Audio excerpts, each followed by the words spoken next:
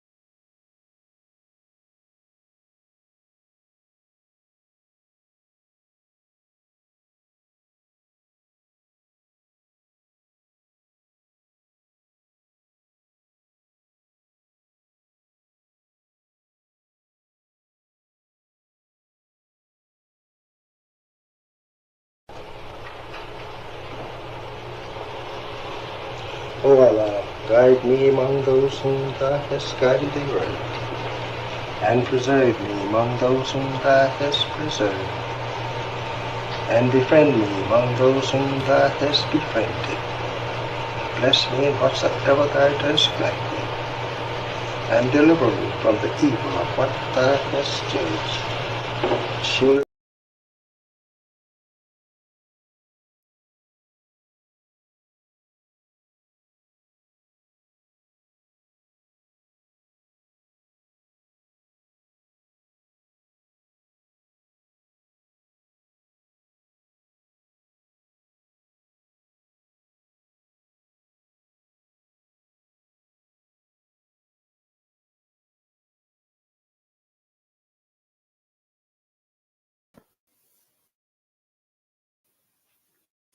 y'all. We are struggling with technical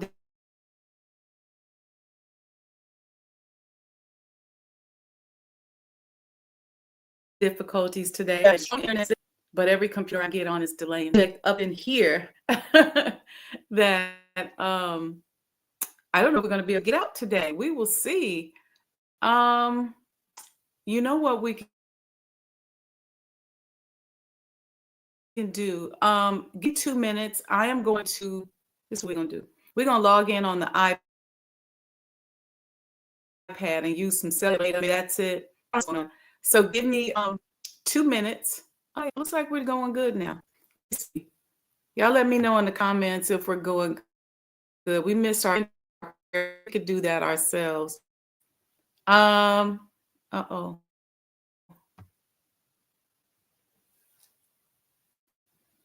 Let me know if you are seeing me okay.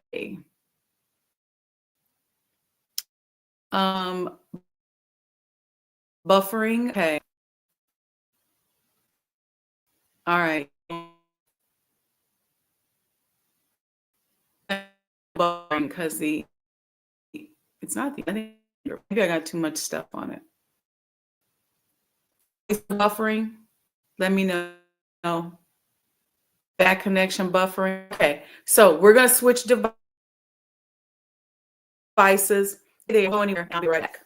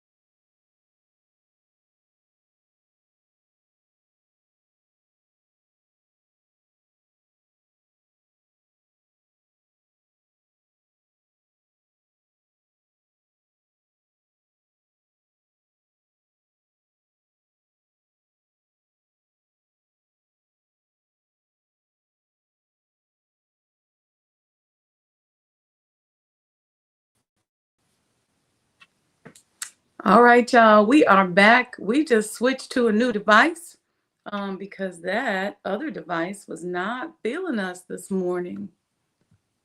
So I've been doing a lot of designing. Let me know. Give me a thumbs up if you can hear me okay. I've been doing a lot of designing. So every one of my devices, I have 3 laptops, 2 iPads, and 2 desktops, and they all have like tons of data on them that I actually need to probably go through and clean out, right? So anyway, some of you all were texting me, asking me where I was. Thank you for the thumbs up, Regional Sky Girl. Let's see, everybody here. Oh, it's a lot of y'all here today. I really appreciate that. All right, so text a friend, tell a friend, they can let you know. I actually had this really cool Tony Robbins video that I was going to show you where he was talking about this subject, and our subject today, which is you can't criticize a boss if you've never been a boss. And I wanted to talk about both sides of the coin here on this. I was going to talk about it from the standpoint of a person being criticized, and also from the standpoint of just somebody who got something to say about everything.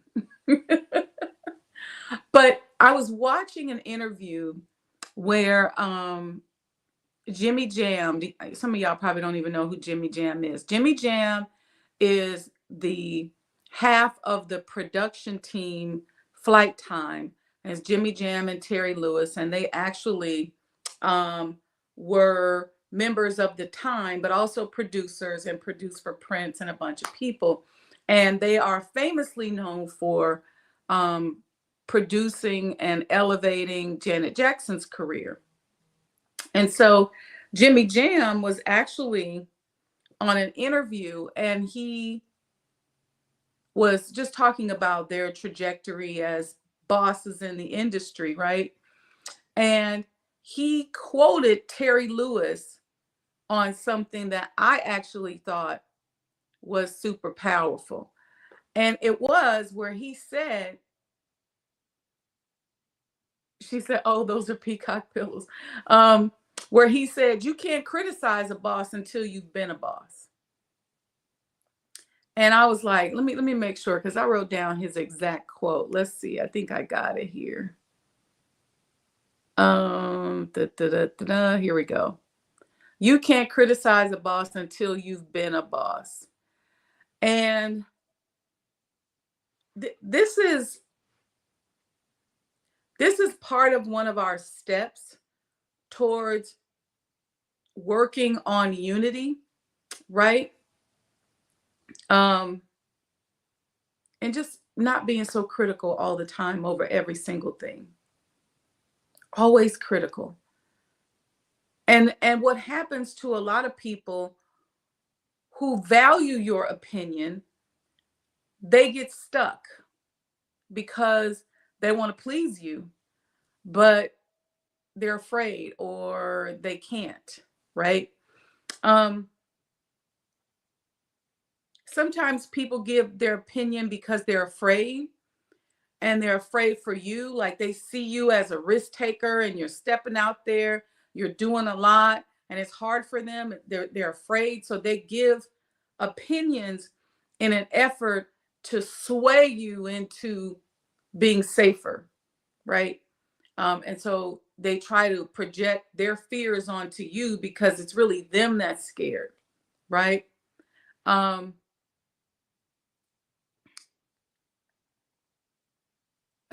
What are y'all talking about? I see y'all just going, okay, it's the pillows. Yes, and I have some others that are made with crystals. They're actually on another couch, which is next to me. And yes, this is Chinese silk. I didn't know you. I didn't realize you could see the Chinese silk one. There's 2 that are Chinese silk. So yes, Sister Aurelia. Let's see. She said, I just deal with y'all comments because y'all got me going here today. Chinese silk makers use peacock feathers to thread in royal garments. Yes, they do. Yes, they do. Um, CDM says, ASA Grand Rising, sis, you've inspired me. Last week after the podcast, I thought of the perfect into in, intro for your show, I think. Teddy Pendergrass from his first album, Life is a Song Worth Singing. I like that song. That's nice. That's nice. What type of stone is on your necklace? This is a quartz and it's got like a little hint of purple in it for protection. Yeah, I have a crystal collection. We sold out during Savior's Day last year, and we've got some more pieces coming that are going to be coming soon, but I think maybe I have like 3 or 4 pieces left, but we've got some really cool stuff. I got this ocean stone ring. We're working on seeing a lot of times with a lot of this stuff, when you're trying to keep it at a certain price point, that's where sometimes the challenge is. But Regional Sky Girl said, we appreciate you. Thank you, ma'am. I appreciate you too. Somebody says, I've been trying to buy you a coffee. Did you get my donation? I want to make sure it's you. Put your name in the chat because it just says Facebook user, and let me know who you are, and I will certainly let you know if I received it. I know the names of everybody. Okay. Yeah, put your name in the chat and then I can see you, because somebody did buy me a coffee last week. I just need to make sure it's the right person. And so I will pull up my list when you send it to me. Anyway, going back to what I was saying, we're talking about dealing with people's opinions. Here's another thing that we do. And I'm just talking about from a victim standpoint, and then we'll talk about why it's off. Projecting our fears onto other people, projecting our jealousy onto other people, which oftentimes is from fear. Shabazz Baking. Let's see. Let me see Shabazz Baking.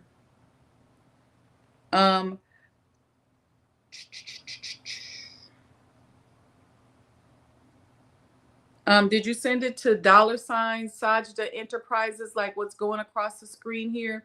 Is there another name that it's going to show up as? Let me know. I'm not going to read names on here, but there is someone who sent something on Thursday. So I wish I had so many donations that I ain't had time to look, but we getting there though.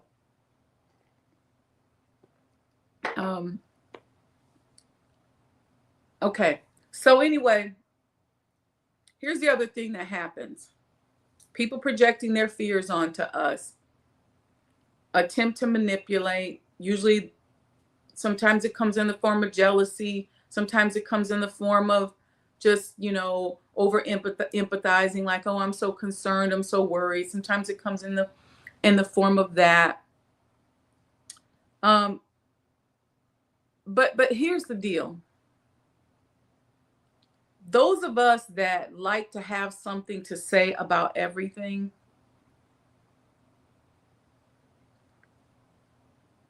make sure that your opinion is prefaced by the fact that either you've never worked in that industry or you really don't know. Preface it with something.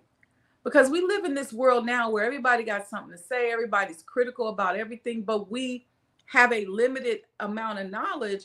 And it's a sad day when we're at a point now where people don't care the truth versus opinion versus just an outright lie.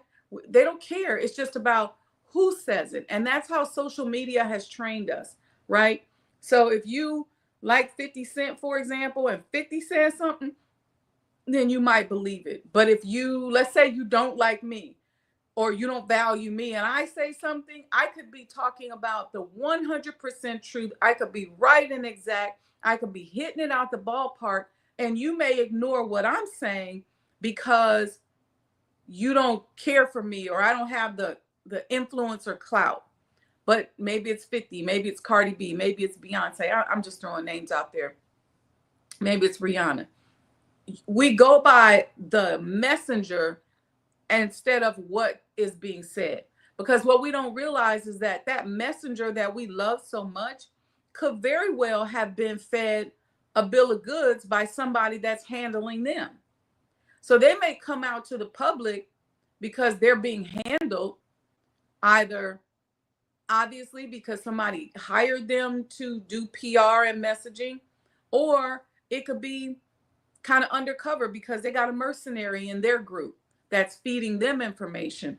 But what we do is we look at the messenger and it's like, look, if they said it, then it doesn't matter. But we got to learn how to discern truth from falsehood and understand the vibration of truth so that we recognize it when we hear it.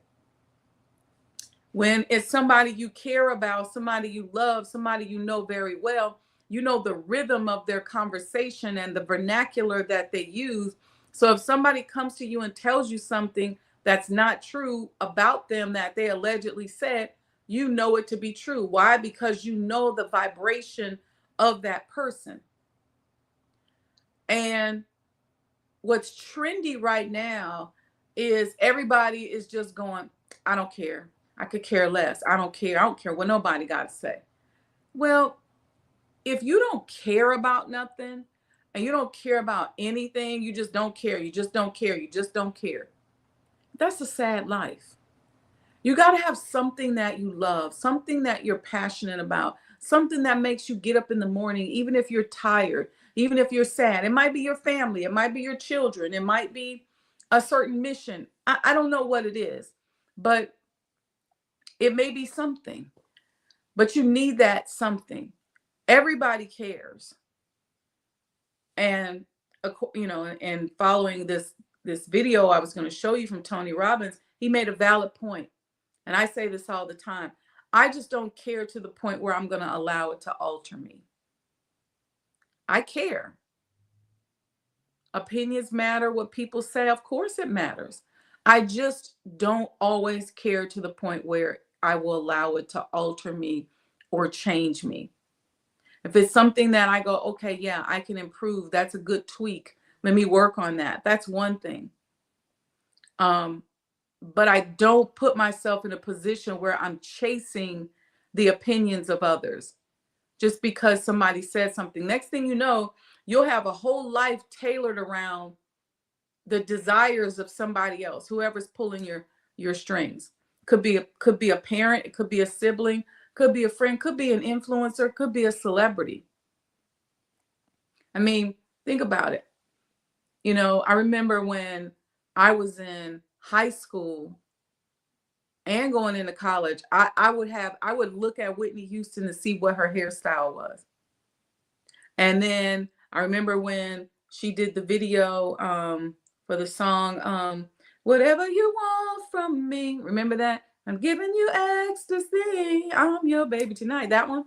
She had the crinkle where she twisted her hair and crinkled it. I did that. So that's an influence.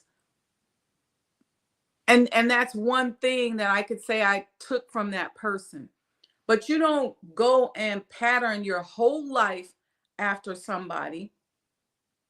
I mean, look at my big sister's life and where she ended up. Beautiful, beautiful soul, beautiful spirit, but it's not a lifestyle that you just want to follow. So let's be mindful on both sides. As entrepreneurs, let's be mindful of the opinions of others. You all probably can only imagine. I'm renovating and restoring the former home of the Most Honorable Elijah Muhammad. And everybody got an idea. Everybody got something to say. And everybody says, okay. And they send emails and they send texts and they call or they stop by and they ask the workers outside, hey, can you tell her to come out here? This is what I think you should do. Because and in a lot of cases, people just assume that you just don't know what to do. They don't know that it's a divine mission, and they think that you're just kind of doing something. Well, you should have did this, or here's the opinion. Or then if they come around, it's almost like they're auditing what you're doing. So everything is an audit. It's a subconscious audit. And I'll tell people, I don't need you to audit what I'm doing. If you would like to come here and we have a conversation, enjoy, and I don't even mind if you have an idea, but don't come audit me. See, I'm a former auditor, financial auditor, not like a Dianetics auditor, but a financial auditor, and I know auditing when I see it. And so sometimes that's what we do, because we're doing that because we're mining the space to find a place for ourselves. And so, and that can be okay as well. But whenever you're doing something that's big, entrepreneurs, you have to understand that everybody's going to have something to say. And you got to have your plan laid out, and it's got to be so tight, because if you start making moves based on what everybody says that comes to you, or you may have one person in your ear who's constantly telling you do this or do that, then next thing you know, you'll be off your mission. And that divine alignment that you're looking for in your project, in your business, in your life, you'll negotiate your way out of it and away from it. And next thing you know, you're not in alignment. So, and even if somebody gives me an opinion on something or an idea and it really resonates with me, then I take it back in spirit and I sit down. And if it's something that just won't let me go, and I'm like, that is really, really powerful, then I sit with it and I'll say, Allah, somebody came to me today with this idea, and I kind of can't let it go. And I wanted to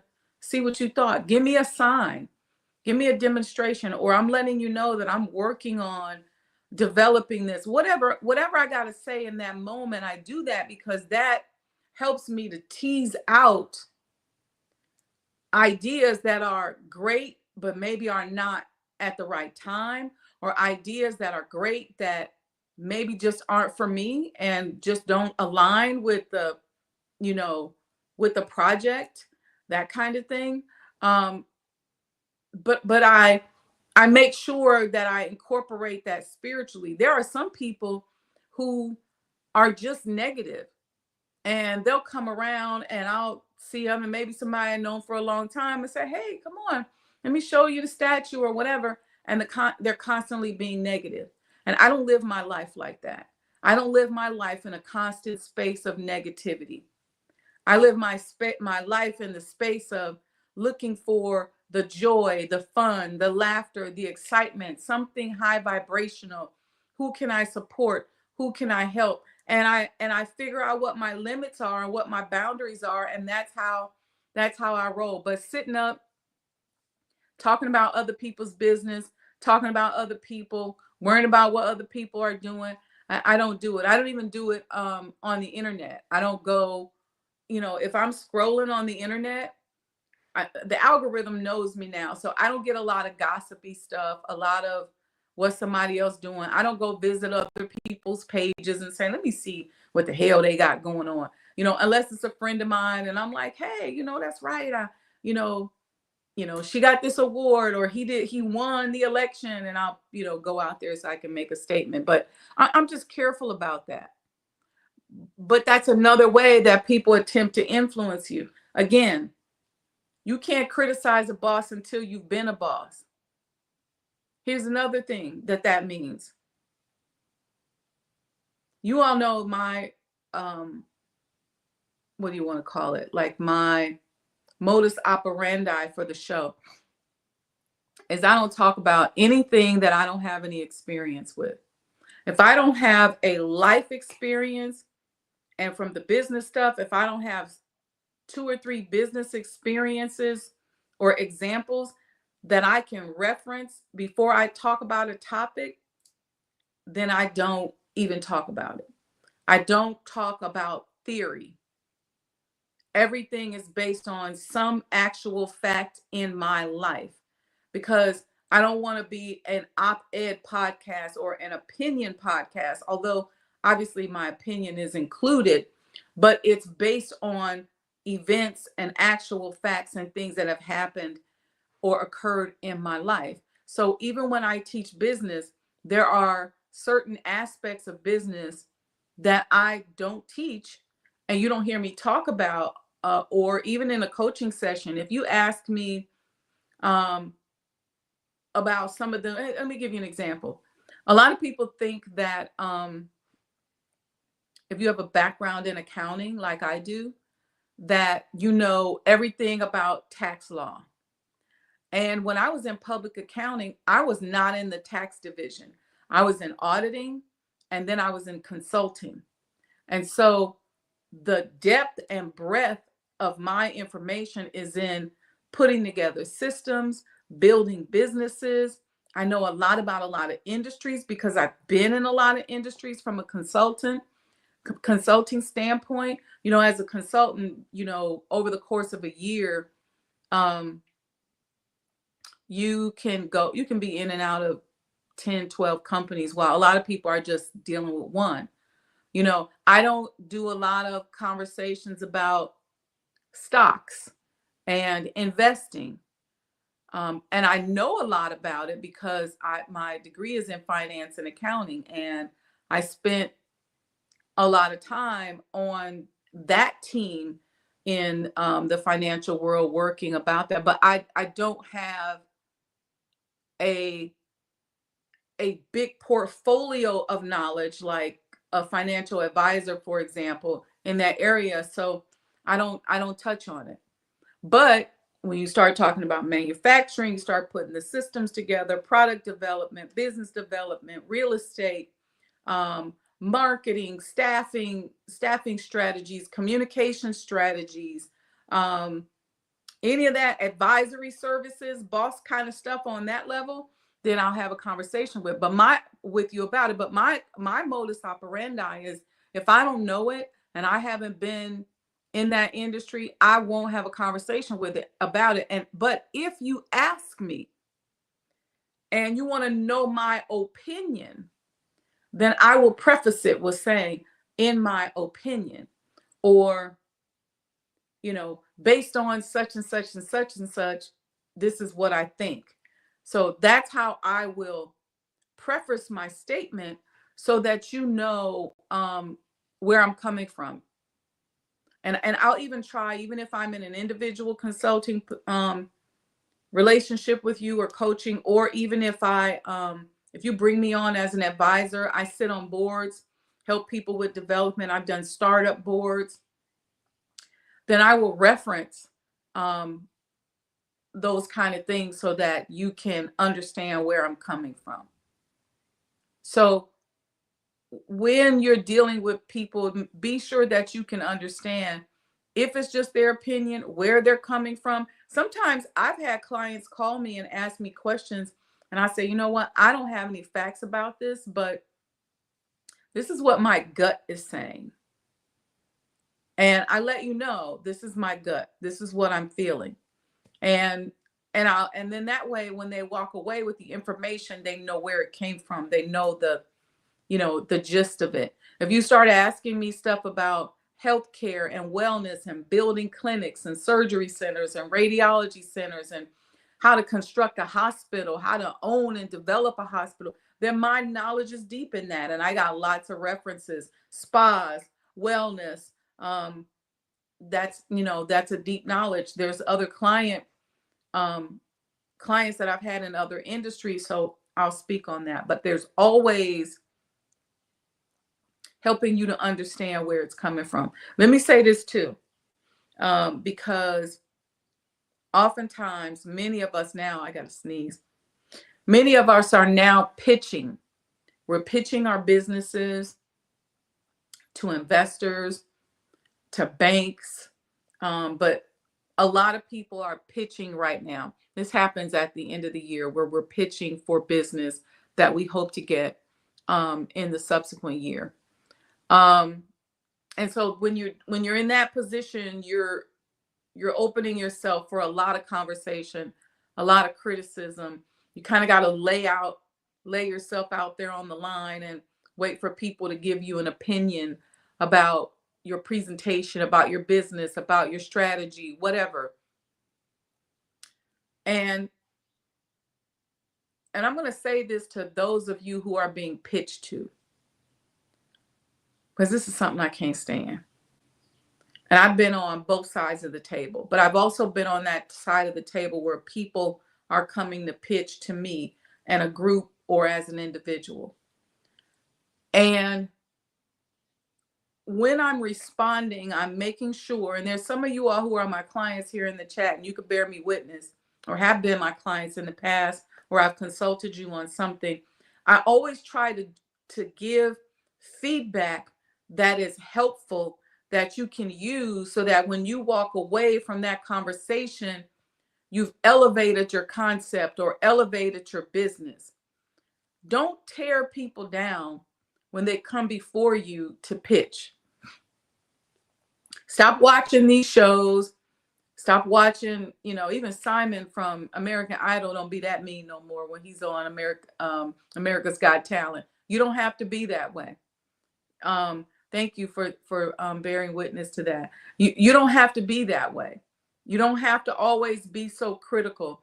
Don't try to come in and decide this is your time to be a boss, to be a slave master, to be a mean person in business. And I know we see a lot of that as examples out here, but you don't go very far, not only in business, but karmically when you treat people like that. I'm gonna give y'all this one last example, and some of you all have heard this example before, but I think it's appropriate here. When I started out in public accounting, I was the only Black person at the firm at the time, which didn't bother me. I grew up like that. So I didn't mind. I didn't care about that. But what was interesting was there was this white woman from Indiana. I won't say her name, but she was so mean to me. I mean, talk about a Karen. Everything I did, she had something to say. It's something about my presence that bugged the mess out of that lady. She would take my work papers and rip them apart. She was a manager. And even if she wasn't the manager on the job, because I was like a first-year auditor, she was still mining my work, everything that I did. I used to get to the office early and go over like work papers and stuff like that, especially if I was going to be going on a client. Like if I saw my name on a particular client, I would take time to review prior year work papers. So I kind of knew what I was doing when I got out there on site. And at that time there was a library in the office. Things are now digital, so you can log in and do it. But at that time, you actually had to go in and look at the scanned documents. And she would have something to say. She'd look to see on the manifest what I checked out. Why is she checking that out? Is she on that client? Why is she looking at it? Was nonstop haterism. And I didn't really trip on it that much because I was never on any projects that she was on, because she was in the nonprofit sector and I wasn't on that nonprofit sector. But Lord, they put me on a project with this woman. I had to meet her in Indianapolis near the pyramids to go see this client. And she was mean. And I dealt with it, got through the job. I think I was filling in for somebody else. So I only was there like a week. That's why I say we in consulting, we're in and out quickly. So I went, studied prior year work papers, went there for a week, did what I had to do. And I'm a first year auditor. So, I'm sure there's probably room for improvement. I'm not going to say that I went there and everything was perfect, because there's the textbook and then there's the practical stuff, right? You learn how to look at things. You learn how to put your whole investigation together. You learn how to follow what was done last year and what this means or what that means. I mean, yeah, you know it, from the textbook, but now you're trying to apply it. So perfect, I doubt it. But perfect or not, you didn't have to be this mean. I never forgot how mean that woman was. Fast forward probably 12 years. Now after that, I had gone, worked at the National Center, worked for the minister, went there, did that for years. And my first project back into the consulting world, which I think probably was somewhere around 10 or 12 years later, somewhere in between there. I was on a big project and I was in New Orleans.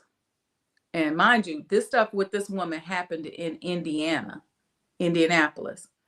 I was way in New Orleans and we were wrapping up a project, and they started looking to hire permanent replacements from a merger that we had just facilitated. And they asked me to help participate in the interview process, since I was part of the team that had built the system, if you will. And I seen this lady's name come across the resume. She was looking for a job. She had gone through some stuff in Indianapolis with a very abusive husband. Not surprising to me that she would attract that into her life, because she was very abusive when you worked with her. I know she was abusive to me. She came and I saw her resume, and they had, so the client had narrowed down the people they wanted to interview. And I said, okay, I'll interview her, but I'm gonna make sure I let the president of the company know, don't hire this B, because she has a real problem. When people show you consistently who they are, she's a problem. So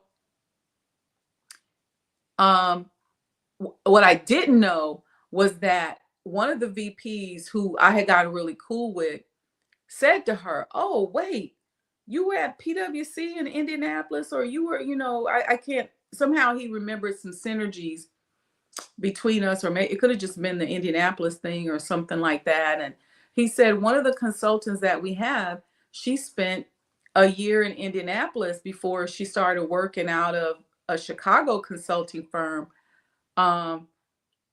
He explained it to her. He told her my name, and she said, oh, she is so nice, and we were best friends. She told this man that we was tight. When she came in there and literally was about to come across the table and give me a hug, I didn't even move. I just looked at her and I let her present herself. And I already told the client that I was going to do this, because I had to make sure she felt the sting of this lesson. And she went on and on and on about how much she needed the job and what all she had been through. And I said, can I say something to you? I said, not only have you demonstrated that you're a liar, and I said, but I've seen your abuse secondhand. Now, it's 12 years later, and perhaps you have evolved. And I thought that. I said, but the fact that you come in here and you show no remorse for the way you treated me as a new graduate, that could have impacted me and could have, if I was weak, run me out of the industry. You made that first year as an auditor very, very hard. Luckily for you, I'm the kind of person that I don't run away from a challenge. But unluckily for you, I would never recommend you for a job for any company, especially one where I've come to care about the team and the staff after having worked with them on this merger for 19 months. So if you don't want to just waste your time, you can just go ahead and leave. And she went into this whole thing. She turned from me. Her horns came out. She turned from me and started to address the president of the company, who also was white. Start talking, just acting like I wasn't in the room. And then he said, I think you've been given your direction. And so we end up putting her out. Why am I saying that? Because one of the things she said was that she thought at the time that that was the way to be professional. I didn't care. I was going to be petty, and I was petty in that moment. I wasn't as spiritually evolved as I am now. Point is this. She thought that was the best way to be a strong businesswoman, is to be an asshole. And so what I'm saying to you is, don't treat people like that when you're on the other side of the table. Don't be so opinionated about every single thing. If you give feedback or criticism, give it in a certain way. You know, the place of the ordeal will dictate where and how the criticism needs to be made. Sometimes, and those of us in the nation have seen and have learned how to make corrections. Sometimes things have to be made correct, have to be corrected publicly because they happen publicly.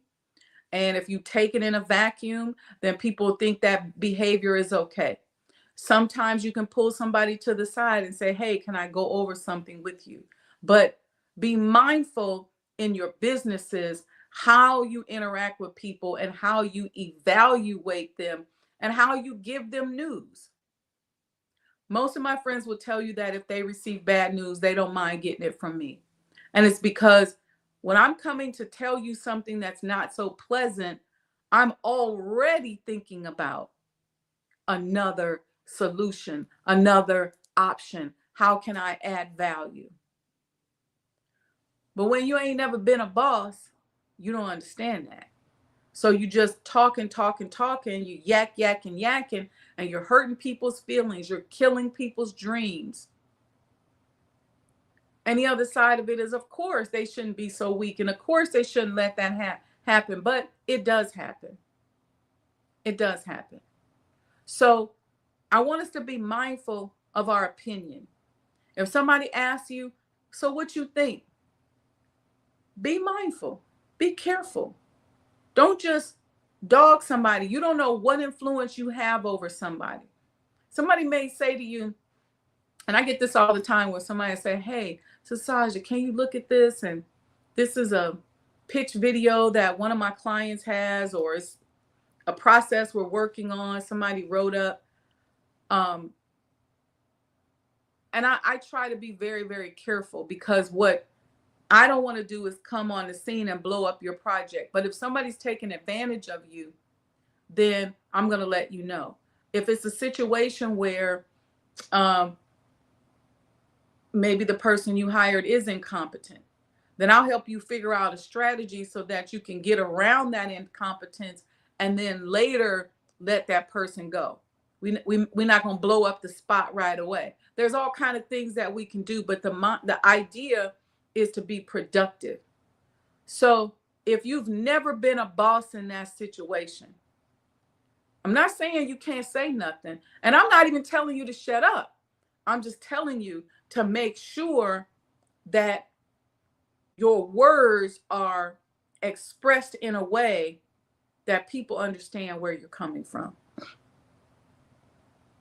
Sister Monica said, yes, ma'am, properly handle God's people. We all have degrees of flaws. This is a great share. Yes, and I apologize for the technical difficulties. The internet gods wasn't with us, but yes, be mindful of how you handle people. If you have to correct them, you can correct them.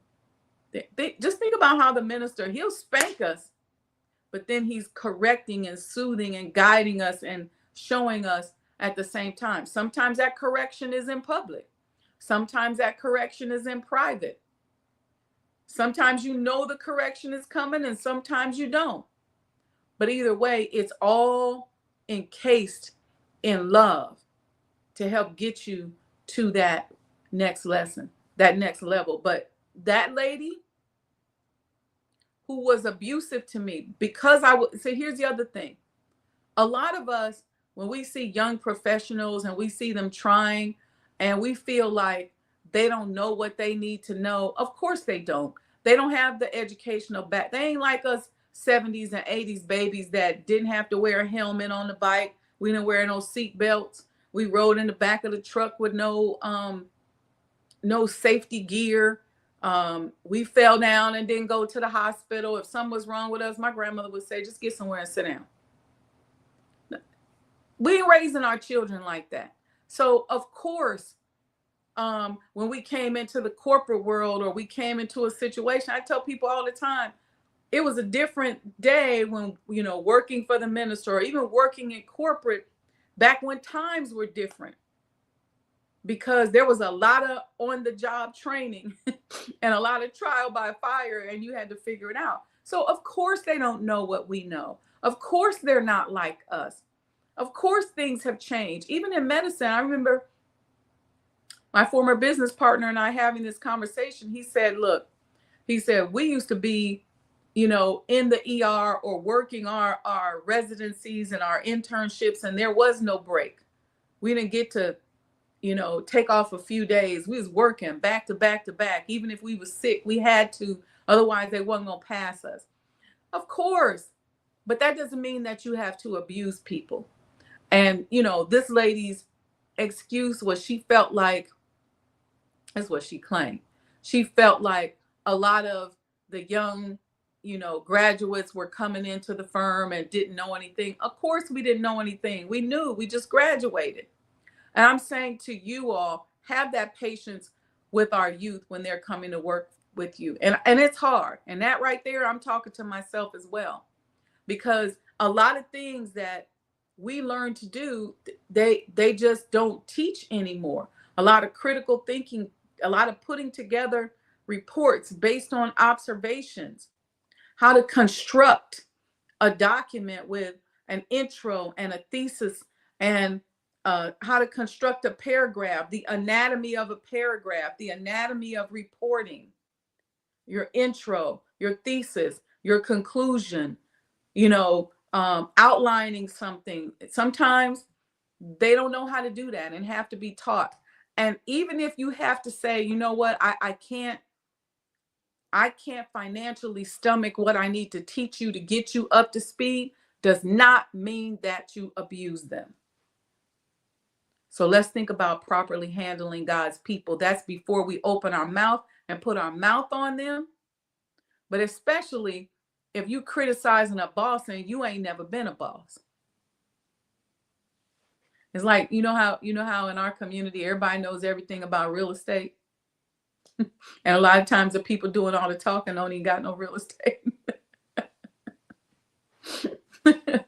We just want it. We know everything about everything.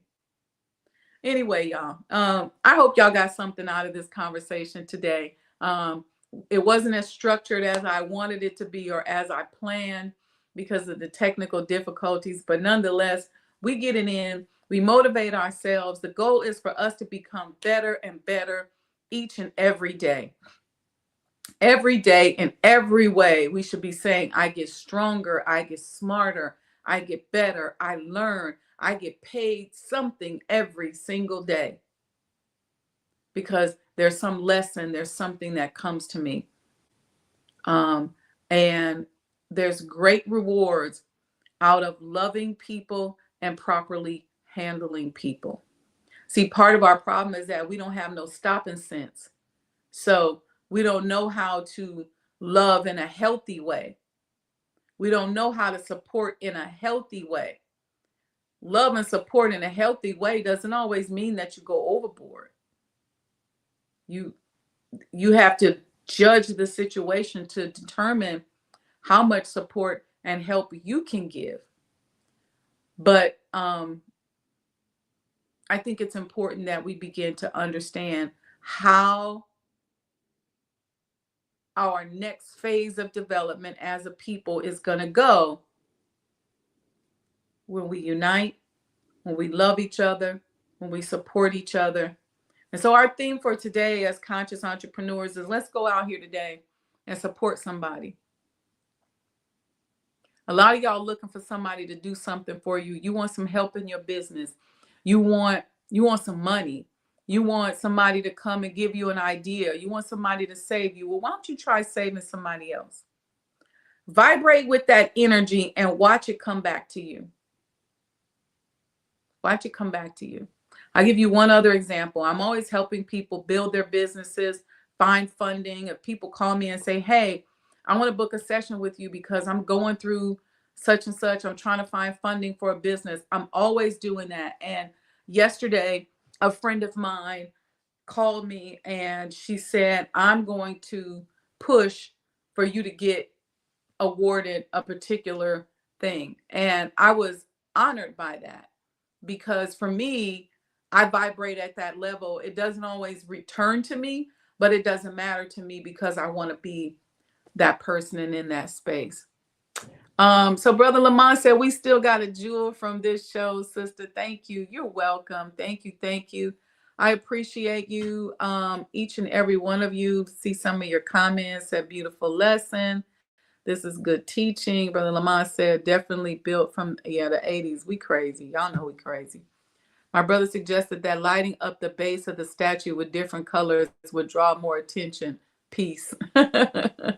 No, the light has certain spiritual meanings. So the base won't be in color. There's something else that's going to be at the base. So you guys will see when that time comes. But thank you for your suggestion. Regional Sky Girl. Okay, I see y'all in here. Let's see who else we got. Beautiful lesson. All right. All praises due to Allah. I will see you all, family. I got to go do some work. I'm sorry I'm always coming on here lately looking a little grubby, but that's because I'm talking to you before I go hit the construction site. So we'll be back to our flowing and blinging soon. All right. Make sure you support, get your commemorative Elijah coin. And if you want to support the network, you can hit that super chat in the bottom, or you can support via Cash App is going across the screen, Sajdah Enterprises, or Zelle wendy100m@gmail.com. You want to learn about more how to support the completion of the Honorable Elijah Muhammad House, go to supportsajdahhouse.com. I'm working on updating that website. We're going to have a really cool QR code that'll be out in front on the gate, and you can scan that QR code and go to a landing page that will teach you all about the statue to enhance your motivation and things like that. So, all right, family, love you all very much. Happy Saturday. Peace and blessings to each and every one of you. And don't go nowhere. I got some little commercials for y'all. Some of y'all seen them before, and some of them you have not. But we on the iPad today, so we can do this a little quicker. All right. Assalamu alaikum.